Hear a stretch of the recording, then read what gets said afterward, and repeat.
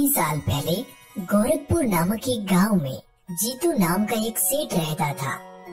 सेठ का गेहूं चावल जैसे अनाज का व्यापार था और उसके गोदाम में मजदूर चावल और गेहूं की बोरियां लाते ले जाते थे। जीतू सेठ वैसे बहुत पैसे वाला था और वह एक ईमानदार और नेक दिल इंसान था। सेठ जी के सभी मजदूरों में उनका एक खास मजदूर था, भीमा।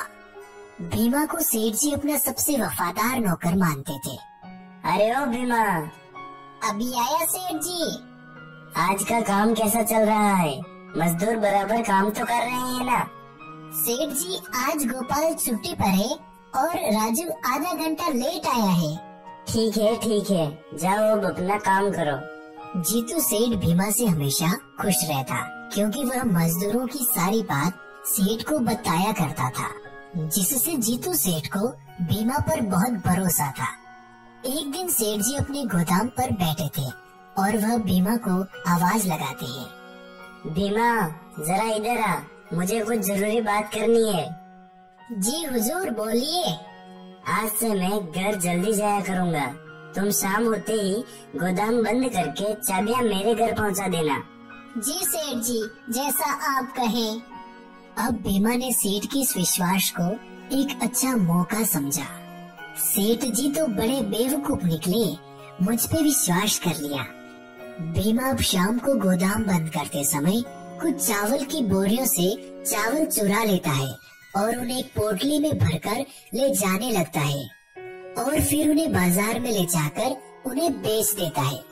चालाक भीमा अगले कई दिनों तक गोदाम से कभी गेहूं तो कभी चावल चुराता रहा और बाजार में बेचकर पैसा लेता रहा। जीतू सेठ को इसकी भनक तक नहीं लगी और वो अभी भी भीमा पर उतना ही विश्वास करते थे। खैर धीरे धीरे भीमा ने बहुत सारा अनाज चोरी कर बहुत सारा पैसा जमा कर लिया। एक दिन गोपाल नाम के एक मजदूर ने भीमा को चुराया हुआ चावल बेचते हुए देख लिया और वो सीधा सेठ के पास इसकी शिकायत करने पहुंचा। सेठ जी। क्या हुआ? इतनी रात को यहाँ कैसे? सेठ जी, भीमा गोदाम से चावल को चोरी कर दुकान पर बेच रहा था। मैंने अपनी आंखों से उसे देखा है। क्या बात करते हो तुम भी ना? मैं नहीं मान सकता, भीमा चोरी नहीं कर सकता है। जैसी आपकी मर्जी, मैंने जो देखा है वो आपको बता दिया, अब आप जानो। उसके बाद भीमा रोज चोरी किया करता था और सेठ जी को कानो कान खबर नहीं होती।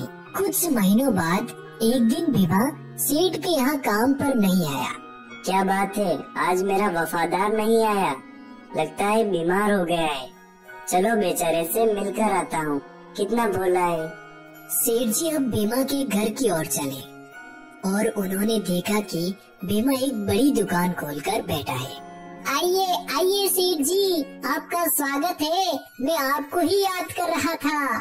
क्या भीमा, ये सब क्या है? आपको तो पता ही है आप कितने कम पैसे देते हैं।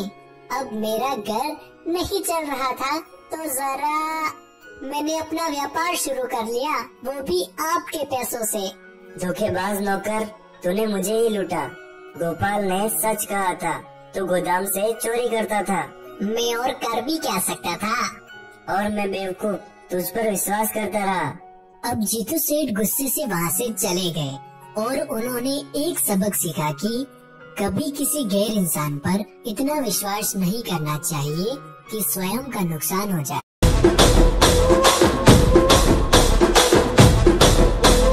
రాజమండ్రి రాగమంజరి మాయమ్మ పేరు తలబనోళ్ళు లేరు మేస్తిరి కళాకారుల ఫ్యామిలీ మరి నే గచ్చ కడితే నిద్ర